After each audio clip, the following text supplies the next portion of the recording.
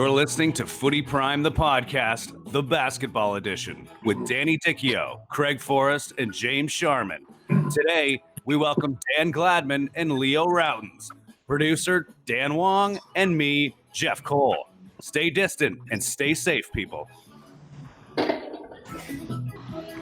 That's a lot of people, but fortunately, there's no Dichio once again. Dichio has bailed again. He says that Toronto FC have these conference calls on Monday mornings.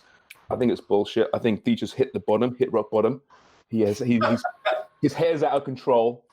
He hasn't brushed his teeth in a couple of weeks now. He's just given up on life, essentially. So that's what I think is happening. Much like myself, this is the day of that, fellas, where I did hit rock bottom. I don't care anymore. I've made no effort whatsoever. I'm not even wearing a damn hat. I just don't care. You know, as the virus peaks, I'm hitting rock bottom. So I'm really hoping that at some point we'll cross. That's what I'm hoping at some point. And then by maybe this time next week, I'm feeling better. But it's a good one today. I'm excited about today because there's nothing to talk about that we haven't spoken about football-wise. We've done it all, and I'm bored of it. I'm so bored of it. So this is our crossover edition, or maybe we should call it our step-over edition. As you must know, basketball, the NBA is a sport, a league very close to the pod here. We've had Alex McKechnie on previously. Craig and Wong are massive Raptors fans. I'm becoming one. Obviously, last year I'm a bit of a bandwagon jumper. I do appreciate the sport, though. So I'm really, really happy to have Dan Gladman and Leo Rautins on today. Fellas, thanks so much. Leo, so doing my research, you had back surgery just prior to this whole nonsense happening, right? You were kind of housebound anyway for a few weeks recovering. So how long has it been now for you, stuck in your house? Well, actually, believe it or not, I had surgery on February 12th, and I did the Raptors game on the 21st. So I was stuck in a hospital for 5 days, came home for a few, and then I was on a plane to Toronto to do the Raptors game against, I think it was San Antonio. I'm not sure. But so I had very little time to kind of rehab. But, obviously with the NBA season getting suspended, for me personally, physically, it's been great. I'm in Florida. It's hot. It's sunny. I got a pool. I can work out. I can do all the things I do, and I don't have to get on a plane every other day. So it's actually been really good for me in my rehab, this isolation, believe it or not. Alex McKechnie was actually, I was talking to him yesterday, Leo, and he said that should ask you about your back because it's quite remarkable how you recovered so incredibly quickly. The guy from Florida, the doctor, I believe, did an amazing job. Yeah, I mean, I was very lucky. It was actually thanks to Alex. He realized that, first of all, he scared the hell out of me, right? Alex looked at my MRI, and I was sitting in West Palm Beach Airport having a glass of wine after I had all my tests. And Alex calls me, and you guys know Alex. He's swearing, going, "Oh my God, Alex, just please, cut the theatrics, man. Tell me." He goes, "This is the worst goddamn thing I've ever seen." I'm going, "Okay, all right." Anyway, through Alex, he ends up finding me through the Miami Heat, a doctor named Dan Cohen in Miami, and he was absolutely amazing. He said the same thing. We're going through the MRI. He's going, "Oh. Geez, I go, is everybody trying to scare the beans out of me here?" But he said, "I think we can fix it." And he was able to do it. And the scary part is, and I've told a few people this, that, it's a weird feeling. I don't know if I should feel blessed, if I should feel like I cheated the system, something, but nobody understands how I ever played when they see my back. Because I had surgery when I was 11, and a lot of this stuff came from that. So they don't get how I was able to play. And even a Dr. Cohen in Miami, I walked in his office, he looks at it, he goes, my wife's going, "You got to tell Leo to stop working out, stop doing this and stuff." He's going, "Hey, I don't even understand how he's walking in my office right now. So whatever he's doing, I'm not stopping him." But the surgery went great. And again, the rest now has been phenomenal. Alex also wanted me to ask you if you do your own spray tan or does somebody else do it for you? Hey, Rod Black helps him. Fellas. Au natural. Rod Black, that's right. Rod will help him if he needs it. Absolute legend. But, you two fellas, I mean, let's be honest, back issues are very, very common. Craig, yourself, you've had many, well, one surgery, is it? But many issues with your back as well. Yeah, I mean, Danny Dichio has actually had surgery on his back. I haven't had any surgeries on my back okay. yet, but my neck will need surgery at some point. I was supposed to see a specialist a week ago, but with all this going on right now, all that sort of thing is put on the back burner. So unfortunately, my neck's not too bad over the last few days, but it's up and down for sure. But you find being so lethargic and just doing nothing, right? I mean, my back's actually hurting me. Now, I'm in terrible shape to start with, as you know, and remind me all the time. But sitting on my ass on the couch for hours every day, it's not conducive to a good back. So I'm a bit stiff right now. Dan Gladman. Now, Dan produced Raptors basketball for 2 decades, right? Dan, a long time anyway. Since day one, was it? Or close to? Not since day one. I mean, I was around the team for about 20 years and about 10 and a half seasons producing the games. Yeah, so you've seen it all. And, this shutdown, it seemed to me that the NBA was the first league to take a stand and to take control. There's those crazy scenes, of course, the night that the league was essentially put on hold. But the rest of the leagues around the world kind of followed the NBA, and their model right now. Do you personally see this current season being saved in some capacity? I don't see any way that they're going to be able to play another game. I mean, you look at the United States, it's a catastrophe, and it's just getting worse.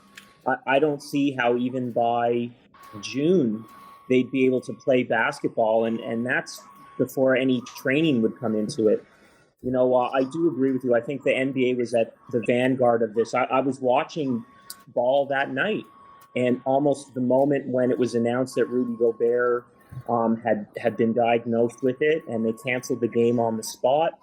They might have finished 1 or 2 games later that night, but the next day the NBA was shut down for business, and then pretty much within the next couple of days, every sport went down. And pretty much from that night, I went into isolation. The NBA was the indicator that everybody really was going to have to take this seriously in North America. Hey, Dan, I know that you have been doing basketball. I know that's your love for sure. But we have actually worked together producing some Toronto FC games back in the day. Yeah. Yep. Those were, honestly, it's funny. When I started producing the Raptors games, it was 2009, and I had produced pre-game shows and post-game shows, but I hadn't done live events yet. But I knew basketball. I didn't really know soccer that well. So by the process of working with you, and I think it was Jerry Dobson you were teamed with, right? Is that right? And, I really had to concentrate on the rules and understanding how to show a replay on an offside, which can be challenging. So by focusing on producing the soccer games, not to mention working with yourself and Jerry and our director, Mark Askin, by producing soccer games, it actually helped me to become a better producer at basketball. Do you find when you're producing different sports, do you find it challenging? Is it a lot different when you're doing different sports? Wait. I got to ask you. So now I understand. So this is why Dan says that was offside. That was basketball games. Is this where it's coming from? Yeah, except when I'm saying you say something offside, it has nothing to do with the sport. Hey, that's an Alex McKechnie line right there. Offside. Okay, well, maybe we should. Is Alex available this morning? What's he doing? He's loading. Alex is in Vancouver. It's probably a little early for him. Or is you know what? You make good points, though, fellas. I mean, the two sports, right, soccer and basketball, are actually quite similar in many ways. And off the court, off the field, they're both really fast growing. Obviously, in Canadian sports scene, both upsetting the establishment. And I think footballers and ball players are similar in that they also understand their brands better than perhaps other sports. Leo, you played basketball in Europe, right? Back, I won't say when, that's a few years ago now. But did you get an appreciation for soccer, for European soccer in Italy or Spain or wherever you were playing? Oh, you had to. I mean, it was unbelievable. Like, every city we'd go to, like on a Sunday, that's where you had your games in Italy. there'd be a soccer game going on. The traffic would just be insanity. And, one of the things you really kind of understand, it was the same with basketball, that it wasn't just a game, right? It was crazy. And you start taking, like when I was playing basketball, I was first year in Italy was in Rome, Italy. So it wasn't like Rome. It wasn't like your team's coming to that city. It was like the city of Rome is coming to your city. And it's like, all roads lead to Rome. We got to beat these people. And, it was scary sometimes, in the arena, whether I'm going to get out of the arena alive. And soccer, that's when I finally understood why soccer had that kind of intensity too. The crowds were crazy and raucous. And so I definitely got an appreciation for it. So, Leo, the basketball, the crowds and the atmosphere is certainly different over in Europe. You found that, eh? Like, I do know that hockey, they talk about the German crowds over in the hockey leagues over there in Europe and how they are very similar to the soccer games with the chanting. Hey, I'll be honest with you. There were times I literally was scared for my life. Yeah, they were chanting. They were throwing animals on the floor, dead animals. Smoke bombs we're playing in a European Cup against the great Oscar Schmidt, and before the game starts, if you're at your end of the court, you couldn't see the basket at the other end because of the smoke bombs and everything, and the sulfur. Like, your lungs are on fire. You've got police escorts. You don't look out the window of your bus leaving the arena because if a rock might come through it. You got a police escort that takes you, as soon as you see city limits, they leave and you're free to go, right? It was terrifying at times. It really was. Brawls in the games. I mean, this was before 500 cameras. Brawls in the games. But here's the funniest thing, and Craig, you might appreciate this, that it no matter what happened, we lost this European Cup, this Italian Cup semifinal against Milan. And it came down to the buzzer. A crazy play happened. It was chaos. People were throwing food. It was nuts. You get in the locker room. What's the first question? What's the first thing everybody talks about? No matter, and we lost. So it's the end of the world. Hey, where are we eating tonight? That was the most important question of the day, regardless of the game. Well, I mean, Leo, you're drafted into the NBA, but you had that experience in Europe. I mean, how important was that for you as a player to get that experience playing, overseas and that opportunity? Well, everything was kind of flipped around. So my first experience came playing for Canada, right? From the time I was 16, I was playing, for Canada and I was playing against men, playing at international FIBA, the whole bit. And that was phenomenal for my development, for my confidence, for everything. Then I played in the NBA, and due to a variety of reasons, injuries being the main thing, then I went over to Europe. So, collectively, it was all, everything that kind of allowed me to do what I did, and they were all great experiences. I mean, I honestly, if I wouldn't trade anything I've gone through and the experience I've had have been phenomenal. Leo, you jumped over the Syracuse days with that curly afro. Your Dr. J afro. I like it. But dude, I literally was a Big East fan because Craig knows I've always been an amateur athletics guy. And we'd go out and we'd watch Steve Nash try and get into the Olympics in Puerto Rico, have some Barleys. But you were the first Canadian that I remember watching on CBS, and you ended up losing on I think it was against Georgetown, which made me sad. But you got me into the Big East, and the Big East back then was so much fun. I mean, I remember when Wennington went there, Stuart Granger for Villanova, like these were, and you were at Syracuse, and then there was a couple guys down in the Upper Niagara, going to those schools from the Ottawa region where I'm from. So it was one of these things. So you actually gave people. First of all, CBS covering the NCAA was a big thing. And there's this 6'8" curly-haired Canadian running around taking threes when there weren't threes sometimes back then, right? Like, did you play with? When did threes come in? 86, I think. Yeah, they came in after I was out of the NBA already. But those are crazy days. the Big East. You think about when I went to Syracuse. And by the way, you mentioned Stu Granger. I tell you what, he's the best point guard Canada ever had that nobody knows about. Right. And Stu actually was Canadian, right? Born in Montreal. Funny story. Sorry, I'm kind of going. No, go ahead. We're landing at JFK. We're going through JFK for Canada, and we got to go through customs. And Stu has a permanent residency card. He's already playing for Villanova. And the guy looks at it. He looks at Stu. He goes, "Are you freaking kidding me?" It's his baby picture. He lived in Montreal until he was 3 months old, and that was his picture on his card. So, because back then you didn't have to renew them; they were like forever. But the Big East. Like when I went to Syracuse, here's the crazy part: I transferred to Syracuse from Minnesota. There was no Big East. There was nothing. I went to Syracuse. I thought it was a great place. By the time I went there, I had to redshirt. You had to sit out a year and played. All of a sudden, there was a Big East conference, and there was a Carrier Dome. There was no dome when I went to Syracuse. All of a sudden, we have a dome. Next thing you know, you're playing in the premier conference in the country. Everybody's got stars. Patrick Ewing, Billy Wennington, Stu Granger, John Pannone. Everybody's got stars. And we're playing in front of 30,000 people every game. Our inter-squad scrimmage my senior year, we had 27,000 people. Wow. Inter-squad.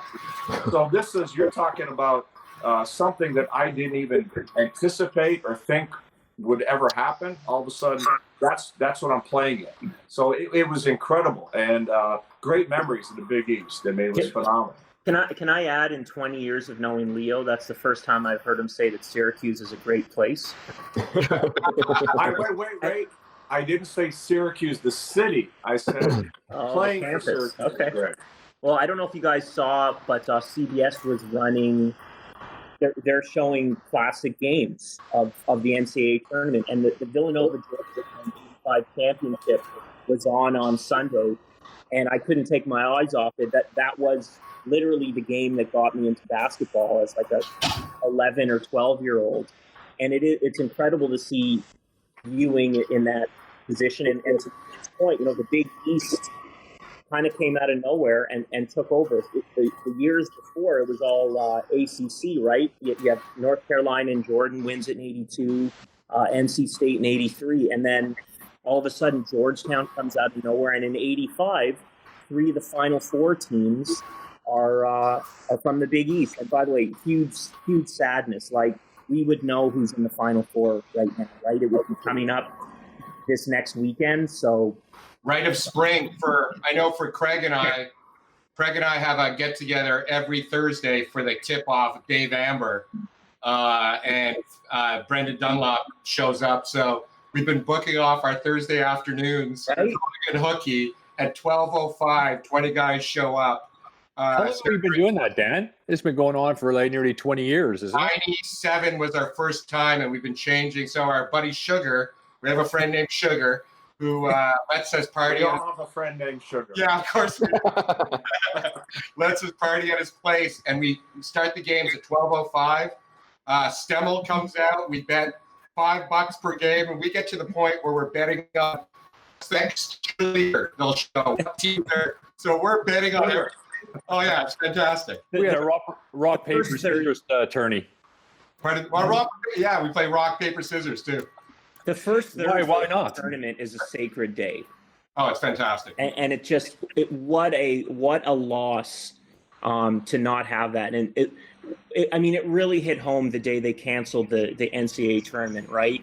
I mean, for me, that hits home more than the Olympics being postponed a year.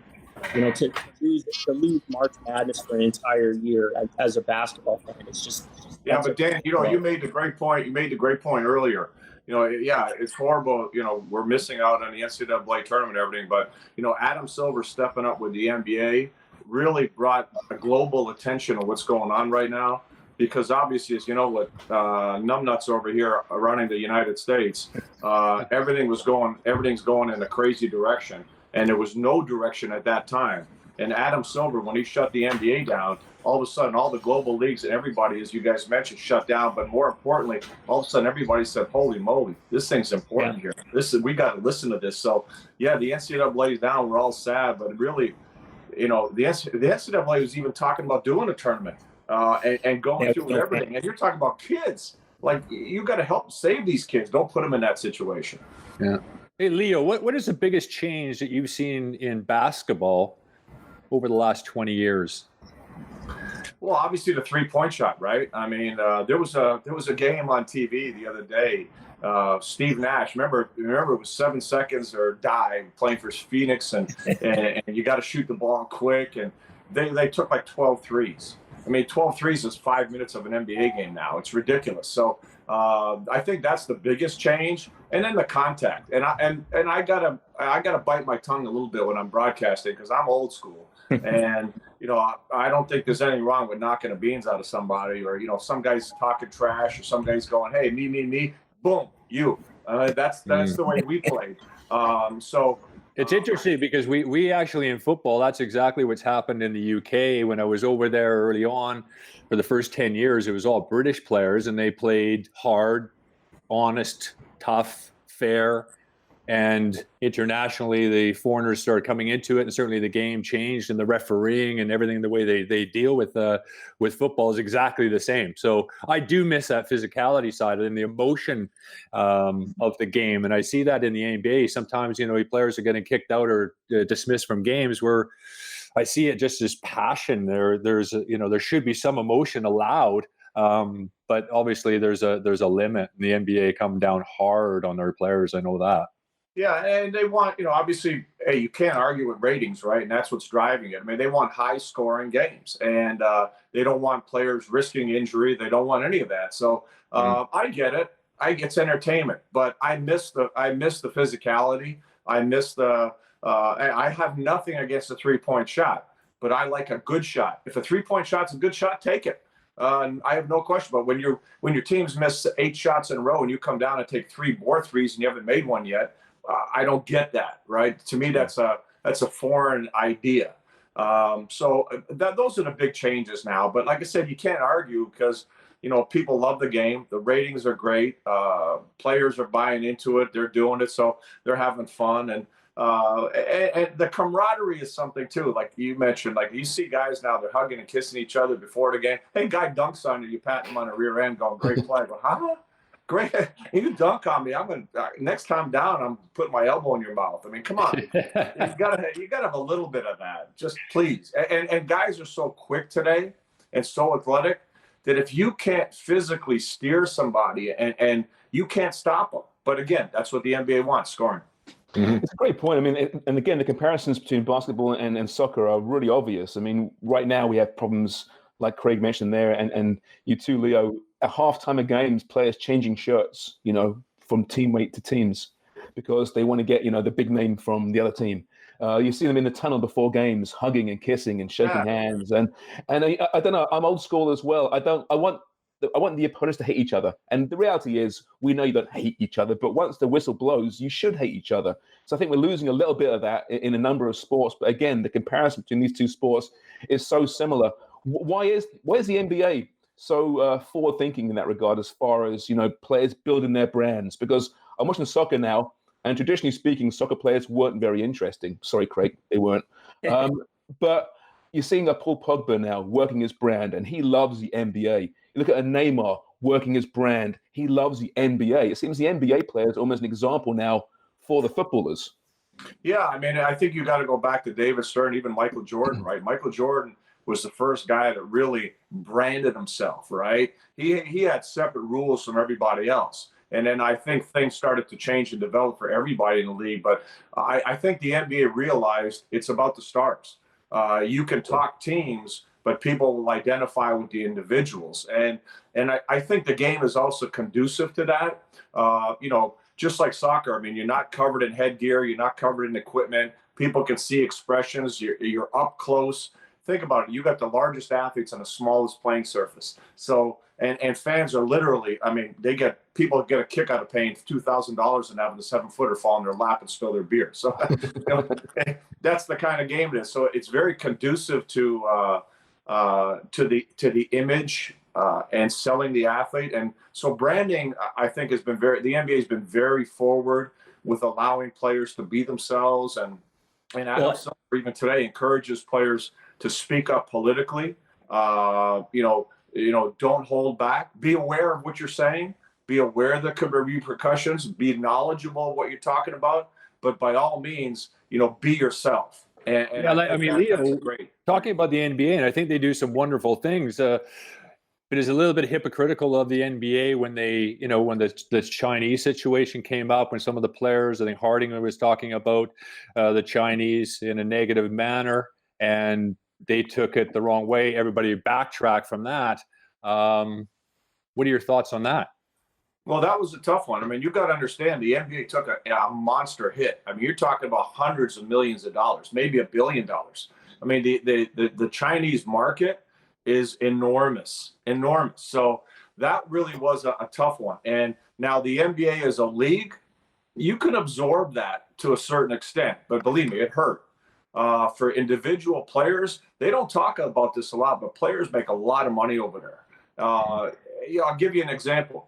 I when doing the Raptor games in the playoffs, ESPN, they asked me if I could do this like little 2 or 3 minute thing on ESPN China or whatever it is. So I say, sure, yeah, no problem, I'll do it. This guy tells me, so what are our rating? We were thrilled when we were getting a few million people watching, right, Dan? This guy tells me, you know how many people are watching your hit right now? I said, no, there's about 15 million. Whoa, for a little Mickey Mouse little hit. So a lot of players obviously don't want to try to damage that, and that's a lot of money.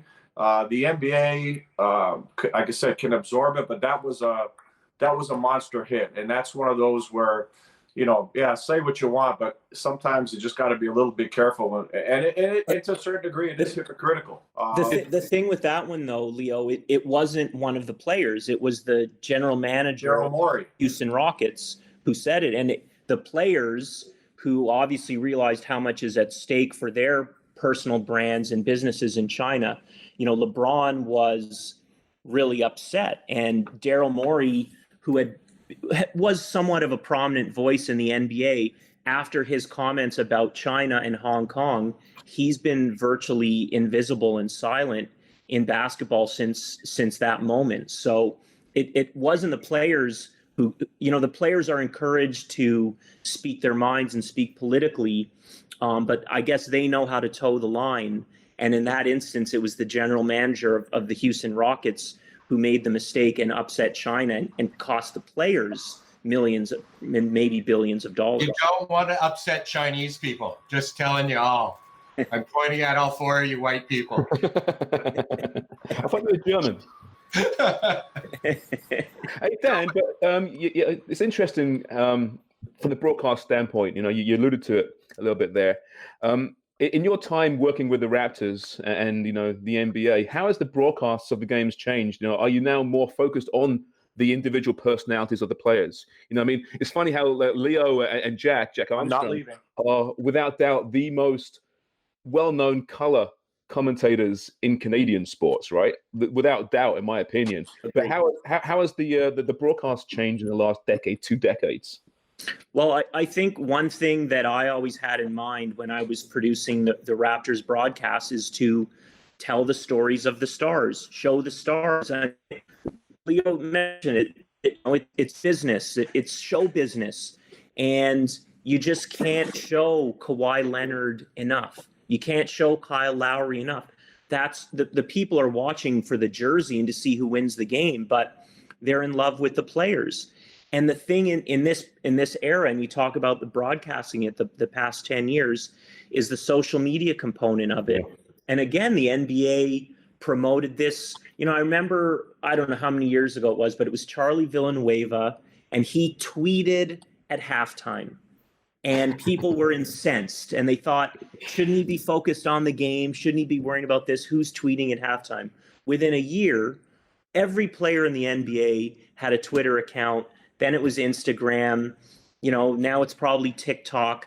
The accessibility of these players is something that is the envy of other sports leagues. I've even heard Manfred, the commissioner of Major League Baseball, explain he's jealous that the NBA players are so good with social media and branding themselves that baseball players aren't. And you see the difference in their overall business. I think the thing that probably changed in terms of that, in terms of broadcasting, is, if a player has a good tweet or a good Instagram post, that became part of the broadcast. Understanding that some of the audience probably doesn't even have Instagram. Well, if Pascal Siakam put something really cool on his social media, it's already out there in the open. So that's an opportunity to show it on the broadcast. And then you can have fun with it in that short amount of time.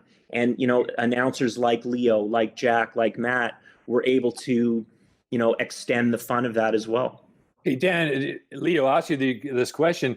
Did you ever see the Raptors winning an NBA title if you went back 2 or 3 years ago? Well, the Raptors were certainly heading in that direction.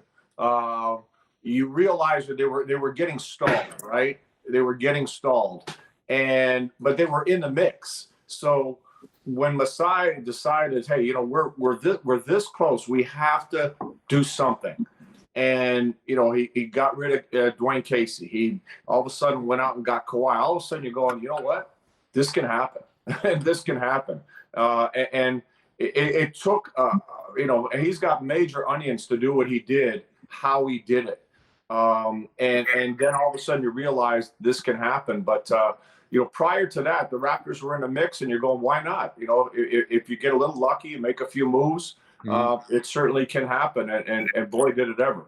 It could have gone horribly wrong, couldn't it, guys? I mean, got rid of Casey, coach of the year, and you bring in Kawhi, and if that went sideways, and then he left after the first year, you're left without DeRozan. Now you've lost Kawhi.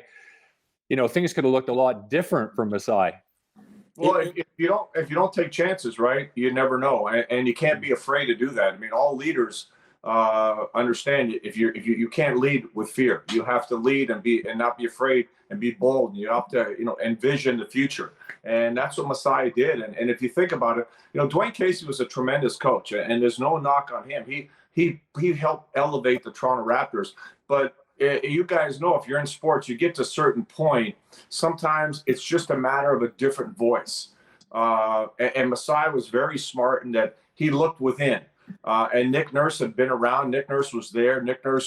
He got a great grasp of who Nick Nurse was as a person and as a coach. And then you're right. I mean, Kawhi, think about it. Alex McKechnie. I texted Alex as soon as the Raptors got Kawhi. And I said, you are now the most important person in this organization. Because to this point, nobody knew if Kawhi could play, right? Masai was rolling the dice.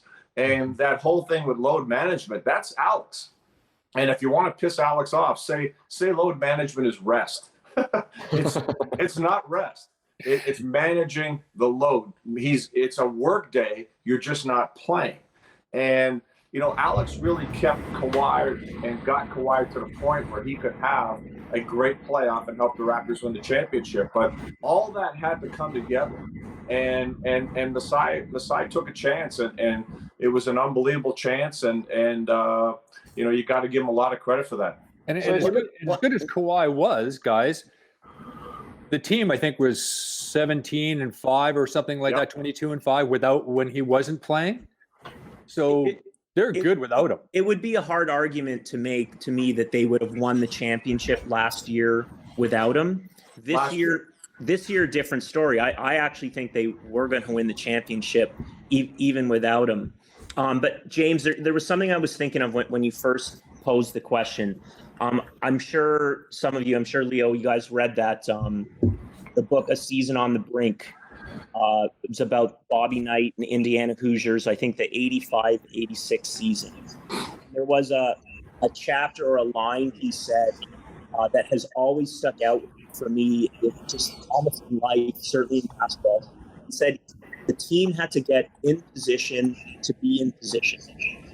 And that's how I've described where the Raptors were. I mean, prior to last year, there just was no way they were going to win the championship how the roster was constructed. There had to be that you had to have Kawhi Leonard to get there. But everything, and I think Leo was alluding to this, everything was in place They were a competitive team. They knew what they had to do. They had principles on offense and defense, and they had a culture and a DNA that was set up for winning. They just needed that one person to get to that next level, the promised land. But I think that those 5 years before, they were in that position to just have that one more move, that one more stir of the drink, and voila, they were in that position last year, and it came together. And when you look at how the Raptors roster was constructed, it's one of the most uniquely made rosters of any NBA champion of all time. I mean, there were no lottery picks, right? There was nobody chosen in the top 10 in any draft at any time. It's almost a basketball miracle story. Hey, man, that's a great point. Hey, think about this, that what Dan said is really, really important, because the entire NBA, remember, it was, you got to go get 3 stars. You want to win, you got to get 3 stars. You got to get LeBron and his buddies together. You're not winning a championship. You got to get Steph and his buddies. Well, what the Raptors showed the whole NBA is, no, you don't have to. And think about this. I ask you guys, what's been the biggest knock about NBA in Toronto as far as the league and everything else over the last, over their lifetime? What do you think?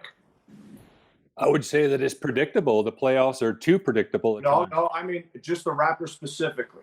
Okay, I'll say it. Big stars don't want to come there. Big stars don't want to come there. Okay. All right, so you've got 2 choices now if you're a Masai or anybody else running the team. You could say, we're not going to get anybody. Hang your head. If we lose, we lose. We still had a good season. It's all good, right? So if you have that perception out there, which I don't believe, and it's not true, because if you win, you got a great program, people will come. But what they did was, you got Raptors 905. You do great scouting, great development, right? And all of a sudden, you go and look at how this team is built, right? It's built from within. So you look at Pascal, late pick. You look at Fred, undrafted. Terrence Davis, undrafted. You go through this roster and you realize how they built this team. So nobody hung their head and said, we can't get anybody. They built this team. So now, and to your point, they were 17-5 without Kawhi.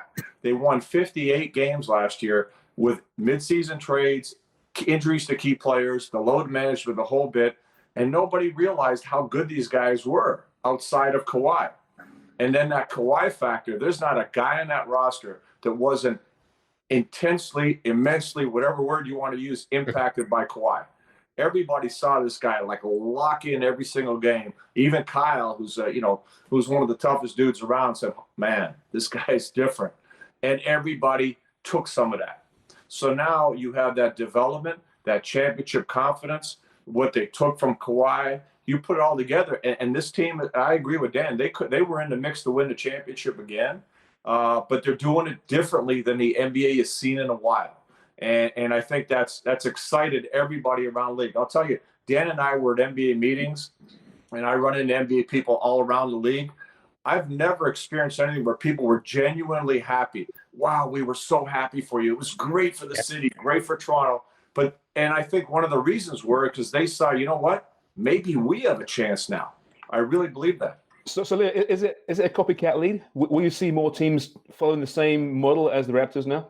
100%. It's 100% a copycat league. That's why, when Steph started shooting threes, the whole NBA started shooting threes. When somebody else got international play, the whole international. That's the way the league is. And I think people right now realize that, hey, you're just like baseball. You got to have that minor league team. You got to have development. You got to bring guys in. You got to do a better job with your scouting. And without a doubt, I think people are realizing they can make it happen without breaking a bank on 2 or 3 guys. I want to know if this didn't work out. Okay, here's the narrative. There's this movie called Fatherland. It's an old movie with Rutger Hauer, and basically it was about if Hitler won. So let's say DeMar goes away. He's now in San Antonio. We come up short. We miss that shot against Philly. We lose in overtime. Play is Masai in New York. Is he a Nick? What would have happened? Let's play that game. That's a fun game for me. Hey, I'm Dan. I don't know if you think. I think number one that the development continues, the scouting continues. Maybe if you lose Kawhi, I think the guys still spent the season with Kawhi. They understand what being a champion is all about, whether you win it or not. Does Kyle get that new extension? Does it matter? Hey, Kyle's the guy. I mean, hey, everybody thought when Kawhi got here, Kyle's going to just sit back, take a back seat. Oh, he was upset about DeMar being traded. Do you think Kyle's stupid? Do you think Kyle can't see the difference between Kawhi and DeMar? He can still be his buddy, but he's not going to publicly say, oh, yeah, this is going to help us win. He's not going to say that. He's not going to embarrass his buddy, but he's not an idiot. He knows what Kawhi is. But Kyle also is not sitting there saying, okay, you're here now, Kawhi. It's your team. Hell no. It's still Kyle's team. And I'm shocked that people didn't see that. And I thought it was great for Kyle because Kyle all of a sudden had this new blood, new fire. So I think Kyle's been the guy. I think Kyle does get the extension because you don't win the games you win without Kyle. And I don't care if he scores 20 or he scores 0. You don't win those games. That's the kind of player he is. So, I still think things will keep moving. And Masai, there's been a lot of talk, and as long as you're a top GM, people are going to be chasing after you. But Masai has told me, he goes, I have everything I want in Toronto. So I take him at his word. Until he's not here, I take him at his word. Now, one thing that's really impressive about the team and we talk about NBA and maybe the changes in the NBA during regular season games for so long outside of Toronto until this team, we used to see kind of the NBA dance, very slow pace, but this Raptor team and the character that they bring every single night is as impressive as their skills themselves. Yeah, no, I think we're very fortunate to have the team we have. Hey, what's happening in Canada right now? The game has exploded, right? Over half the country watch the NBA Finals. We have more NBA players in the NBA outside of the United States players, Americans. So the game, and there's kids coming up that are unbelievable. So the game is at a whole different place, and I think we have a team that, one, is fun to watch. We have a team that says and does all the right things. Hey, I don't care if I come off the bench. Hey, whoever's got the hot hand, that's who we go with. Hey, coach said we do this. This is what we do. All the young players in Canada are listening to this and watching this every single day. How to play the game the right way, how to have fun playing the game. It's an exciting style of game. So it's great for fans. Fans love it. The fans have really identified with this team this year. They like it more than last year's team with Kawhi. But I think what it's doing for the game and what that championship banner is done, and that whole experience, we're not even going to see this come to fruition for a few years. But as much as the game has exploded, what's happening with this team is going to take it to crazy levels in our country. So what's happening? Let's assume that this season is done. Let's just, worst case scenario, it's not going to happen anymore. Moving to next season, this Raptors team, what does it look like? Can they continue it? There's free agents, obviously, we understand that. Can you see them just taking off where they left off, or is it going to be a very different looking Raptors team? That's a great question because obviously you have certain players, key players that are going to be, their contracts will be coming up. So Masai's going to have to make some decisions, and players are also going to have to make some sacrifices for this team to stay together if that's what they want to do. And obviously Masai, Bobby Webster, and Dan Tolzman, the management group, they're gonna go out there and see what they can to tweak this team and make it better and give themselves a chance to win. So that it really is a great question to see what the future is going to hold. Yet at the same time, I have no reason to think there's going to be a dramatic drop-off. I think they have a lot of pride. They've set the bar, and they want to keep it there. Do they have a shot at Giannis? Pardon me? Do they have a shot at the Greek Freak? Well, that's in 21, and I think the whole league is going to try to get him. I think a lot will depend on what happens. Now, unfortunately, this suspension is not helping everybody else. And as far as Giannis goes, because if Giannis won the championship in Milwaukee, everybody's going to hang their head and say, okay, this is going to be tough to try to get this guy now. But if they didn't win again, if after all of this they were not successful again this year, I think it would help everybody in their case to make a bid for him. And there is a relationship between Masai and Giannis that I have heard is a good one, a solid one. Maybe that's in the books. But here's the idea that there's going to be 29 other teams thinking they got a shot, and they're all going to go hard to try to get them. I think if the Raptors got him, they would be in the final for the 3-4 years in a row. What's that? I think the Raptors would be in the final for 3 or 4 years in a row if they could get him with this squad that they have. In addition with him, man, oh man. Calm down, Craig. Calm down. The competition in the East. Hey, nothing wrong about dreaming. Yeah. Hey, Sharms is dreaming that Liverpool's going to win the league one day. Oh, don't get me started. You know, it's funny, actually. It's not funny, actually. It's bloody awful. But like the soccer world might be the one league that is completely redefined with this shutdown, because there's so many clubs out there who are operating on the brink as it stands right now. A lot of clubs in the lower leagues in particular are saying that, you know, if this continues for another month, 2 months, we're done. We're bankrupt. We cannot continue. And the soccer world's been on this bubble for a long time where the money's been out of control, teams operating beyond their budgets. And so when this thing, you know, recommences in a few months or 6 months or a year from now, the whole structure of European football in particular might look very, very different.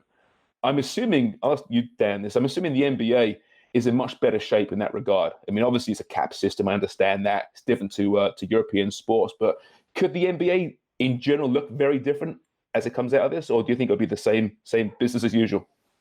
I think whenever it picks up, it's going to be business as usual. I think there was so much money in the NBA. There's so much revenue. You know, the tickets are expensive, the jersey sales, the television money, and not that European soccer doesn't have that. I'm actually surprised to hear from you that so many, or even one or two of the teams, are so close to the brink of being bankrupt. The owners of the NBA teams are generally already incredibly wealthy people or corporations, you know, as the case is in Toronto. And I just think that they are in position to weather the storm. I think they just have to hope that things clean up in the next couple of months. I mean, there already is a model that had been suggested and it had been laughed at, that the NBA season would start on Christmas Day and the playoffs would go in July and August. You know, that was laughed at just maybe 6 weeks ago. And now, you know, if I'm being asked to make a prediction with a gun at my head, I'm looking at the NBA starting up again at Christmas in 2020, because I just don't see how in the States they're going to have cleaned up the disaster that's being made right now. So that means that you would go from March to December with no NBA basketball. I don't think that would put even one team in jeopardy. I don't think any of the top players are going to be in a tough position. I think the league is set up. You know, they've been through lockouts. They haven't missed a full season, but they've missed revenue opportunities. I think the NBA, if they missed an entire calendar year, would still be fine. Yeah, James, it's such a different situation, James, than it is for football. I mean, the Premier League teams, for most part, will be okay, but there's 92 professional clubs in the UK or in England alone. A lot of those in the lower parts and lower divisions will struggle financially. The top teams that are owned by the Arabs and the Russians and all that, they'll be fine, absolutely. And the NBA, I agree with you, it's just too big to fail. So they're absolutely fine. But it's the NBA. And in football, you have all these lower divisions that are just scraping by financially. And this type of thing really could put them over the brink. Hey, sorry, go ahead. No, Leo, go ahead. No, I think you guys know soccer much better than me, but my son, Andy, was playing for Panathinaikos in a EuroLeague when all this happened. And, you know, just my experience from basketball, there's a big difference between the NBA and the rest of the world. You have owners, and again, I'm going to talk on the basketball side. You guys can fill in the soccer side. There are owners that, yeah, they have a lot of money, but they sign these players to contracts. They might not even have enough money to pay these guys. And there's no structure within the league that assures that you will get your money if you're a player. In the NBA, you're getting your money, okay? You're going to get your money no matter what if that's your contract. In EuroLeague, you may not get your money. When the season ended, they were trying to make sure guys couldn't get paid. They wanted to come back and play despite the virus. So they go, "Are you kidding me?" But and that's, I think, the big difference in the NBA and the rest of the world is it's a business, and they run it very much like a business. It's not just one team making a lot of money and spending a lot of money, or a handful of teams. Every team, every owner is vetted. Every team is part of this organization where you do it very professionally, and you can't sign somebody if you can't afford to pay them, and you have to have enough resources, enough money to weather storms if that happens. And the league as a whole, I think Adam Silver got I think just recently said they have a $1.5 billion loan available for all the teams to tap into. So this is very much a unified unit, and they still have revenues coming in despite no games actually being played. So that's the big difference I see from what my experience in basketball is. I don't know how soccer as far as that goes. Well, I do think that the owners, and I know that the CONCACAF president, Victor Montagliani out of Vancouver, has talked about this, needing to vet these owners better. They need to do a better job at that and discover where the money is coming from. Are they there for the long term? They don't do a good job with that at all.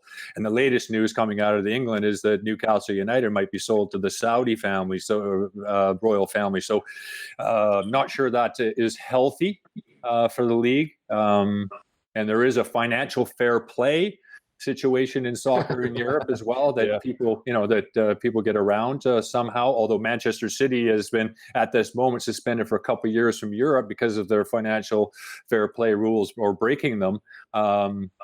They're an interesting situation, City, because they're owned by the Arabs, but they own everything. So if you're going to do a contract with an airline, Emirates, for instance, they're doing a £400 million contract with them through sponsorship. Is just taking out of one pocket and putting it into another. So they're getting around these rules by cheating, and there are repercussions. And I'm glad that the authorities are doing what they do against certain teams that are breaking these rules.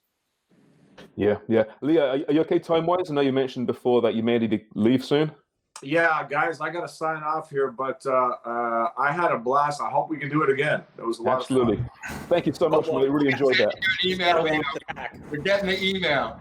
All right, That's the great Leo Rautins. That was a lot of fun, and we're not done just yet. But it's really interesting. Talking about what is that? Is it that alarm? Are you hearing that as well? Yeah, that's probably my computer. Wait one second. Okay. I was going to say maybe some government warning. We're all about to die or something. No, your house is on fire. But I mean, it's funny, Craig. You mentioned how the Newcastle Saudi Arabia thing is apparently, if not imminent, very close. So business is still going on. I'm reading about these transfer rumors, and all these rags right now. Thinking, my God, are people really actually trying to negotiate transfers right now with all this crap going on? Business is continuing right now.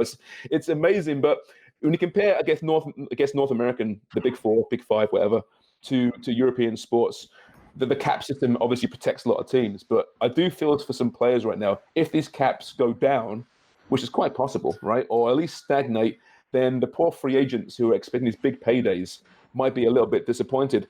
But let me ask you this, Craig, actually. So if the game does change in Europe right now, and we're going to see the game shrink a little bit with these teams that cannot continue, is that actually a bad thing? I don't want to see people lose their jobs. I understand that. But this game's been almost too big for too long, with too many unsavory characters running the game. So maybe if some teams shrink a little bit, it might not be the worst thing in the big picture. Well, there's certainly some unsavory characters for sure, but I don't think it's great. I think part of the professional system with, like I said, 92 clubs in England is that the game basically goes right down to the grassroots and to the very, very lowest of levels. And that all plays a part in the system of football. And it has done for decades and decades and decades. So it'll be interesting to see what happens. I just hope some of the smaller clubs can survive, because I think it's important not only for just jobs, but development, and even for the England national team. More people playing at any level is a good thing. Did you hear this report yesterday from the Independent about the Premier League's plan? So, and this might actually be something that other leagues look at, maybe in the NBA. But the story is, and it's not confirmed yet, we don't know what's going to happen. But Miguel Delaney, who's a pretty reputable journalist, reported that it's getting a lot of traction. The concept of picking a few grounds in the Midlands and moving all the clubs there for a few weeks, like a tournament base, right? You got your hotel. Families aren't welcome. It's like a tournament, like a World Cup, a European Championship. They'll play games every day of the week. There'll be 3 games this day, 3 games that day, and this big, huge tournament to finish the last number of games in the Premier League and English football. And then you will crown a champion, probably behind closed doors. To me, it sounds amazing, actually. I mean, as much as, we want to see it finish the right way, it's probably not going to happen. But my God, can you imagine this massive tournament essentially to declare the champion? Incredible. I just can't see that happening. But as you know, people are trying to be creative with ways to do this, and no more than Liverpool fans. What are they? See, I don't know if you check out John Oliver yesterday. He did a really good piece on Liverpool during his segment. I will. He's fantastic. Even in basketball, if they took 8 teams, 16 teams, and kind of quarantine them in one area and did like a March Madness playoff, I mean, it gives you something, and more importantly, it gives viewers at home a break from watching news and Netflix.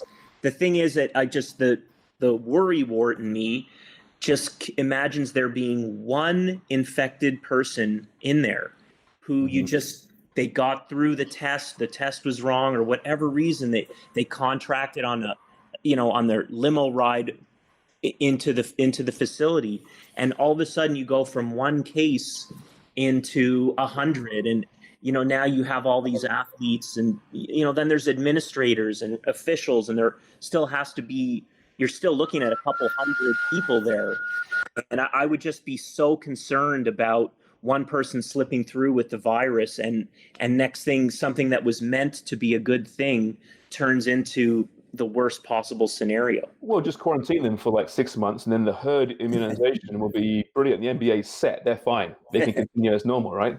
It's working so well elsewhere. Do you remember when the NFL they split the league? And I know the NBA has been talking about new approaches. It wouldn't be that far off for them to actually go, hey, let's just do a 16-team, 3-week playoff. Remember they used to do best out of 5, DG? Yeah. Do best out of 5s, and then final is a best out of 7. And then this gets done in a month. I understand your hesitancy to say, hey, I'm on board with this, but we're going to be losing our shit if we do not have sports on TV soon. Well, it's just you're looking at so many people being there. I mean, food preparation. So you have cooks. No empty stadiums. You just I know, but I'm talking about preparing food for the athletes. Oh, right. They cook it for themselves.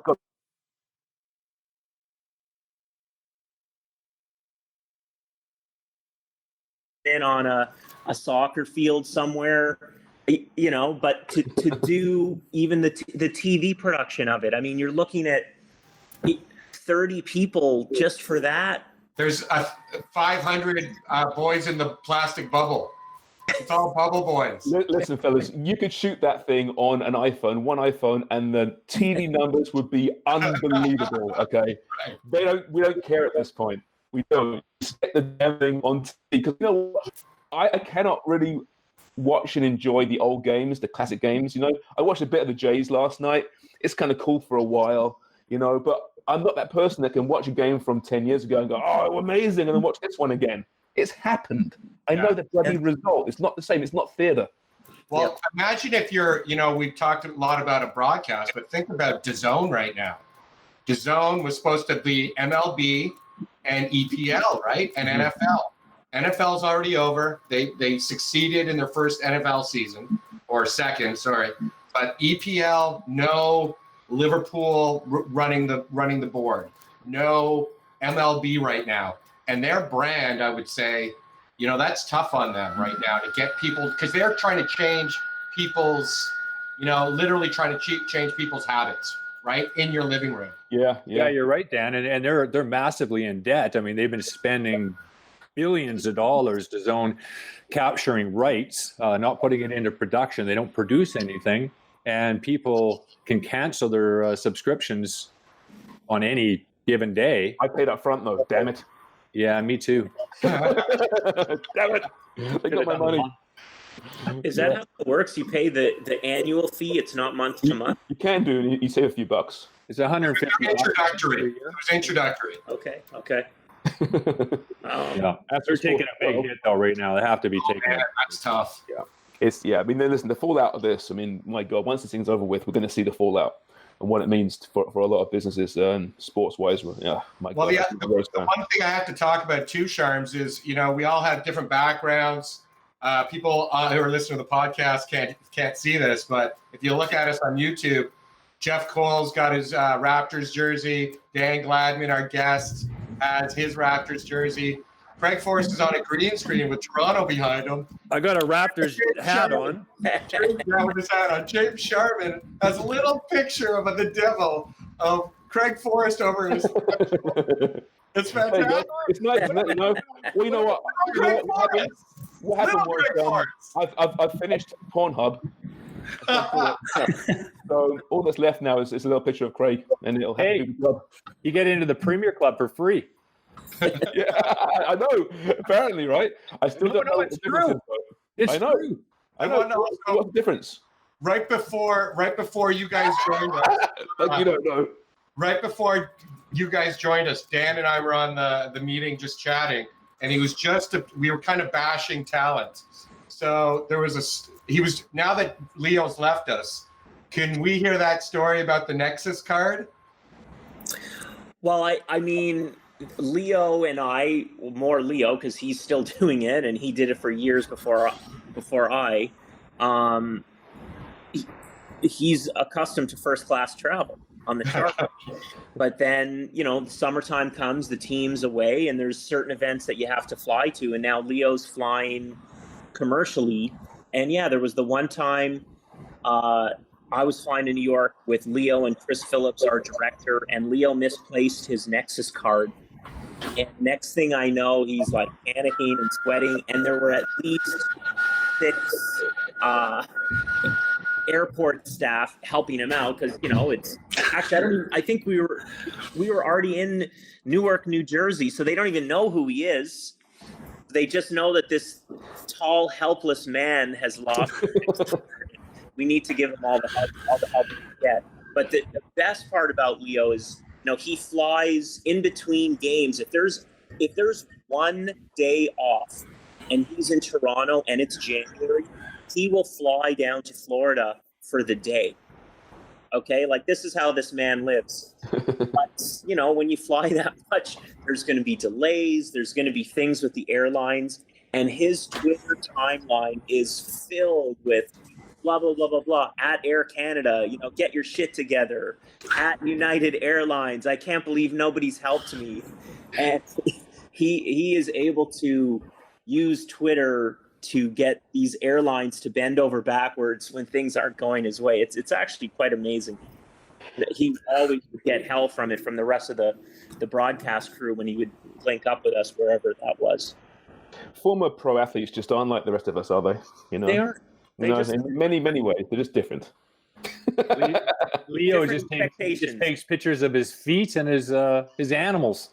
Yep. Yeah. Where are your feet and where are your animals there, Forrest? Oh, you don't want to see. Look at! I still got my socks on. No pants, but socks. Are they tension socks? Oh yeah, I got to make sure, with all this sitting around. Yeah, deep vein thrombosis is kicking in pretty good right now. Finishing socks. The Leo feet pictures, I was surprised when they made their debut on Twitter. He would send them to the broadcast crew. Those were happening for years. The point being, you guys are stuck in Cleveland on a day off, and I'm in Florida sitting by my pool. So, and then all of a sudden he started posting them, And he's got a legion of fans on Twitter, and most of them love it. And they're I'm sitting there like, are you kidding? Every day I get up in the morning and I look on my Twitter account and there's Leo with the dogs and the cats fighting and wrestling. And is that Leo's or is that the premium channel? Check that out. All right, listen, I think we're probably out of time, Dana? Wonger? I want to hear Jeff again. Jeff's been sitting there politely taking it in. You know, he did his thing before the fantastic introduction. Hey, Jeff Cole, can you get some love here? Music out for us, Jeff? Yeah. Play the music out and give us an extra. I can definitely do an extra. All right. You gotta remember, when I'm watching, like when I'm sitting here just chilling out, I'm watching all you guys who Dan, I watch you from your window, and other Dan, I also watch you from your window. But I mean, James and Craig and Leo, it's like watching these guys that I grew up with. So it's like, oh my God, I'm kind of intimidated to even speak. But now I'll speak. Can you? Yeah. Okay. So listen, everyone. Thank you so much. That's a lot of fun. Get on the socials. Follow us on Twitter, on Instagram. Just figure it out what it is. What address is. By now you should know. But we'll be back next Monday. God knows what we'll talk about. But we hope you enjoyed the Step Over edition today. Dan Gladman, thank you so much, mate. I really enjoyed this. You're welcome anytime. Thank you. And of course, the late great Leo Rautins. He's not dead. He's only been off the call for 5 minutes. We don't know. Leo Rautins, obviously a legend. Hey, by the way, Dan, one last thing. Leo is actually older than Jack Armstrong, isn't he? That is correct, and I've had to explain that to people for years. Wow. Now, has anybody seen Jack Armstrong's birth certificate? I've seen all their passports. Yeah, but that's because Leo looks so great, not because Jack doesn't. I just thought Jack might be lying. Leo takes care of himself, no doubt about it. And maybe doesn't have as many beers or any. All right, guys, that was wicked. Jeff Cole, see us out, pal. All right. I'm going to do it the proper way. Here we go. Where's this? Oh, I want to play the song. Okay, forget it. Imagine the song's on. All right. You've been listening to Footy Prime, the podcast, with James Sharman, not Danny Dichio, and Craig Forrest. We want to thank Dan Gladman and Leo Rautins for coming on the show today. For Dan Wong and myself, sayonara and stay safe.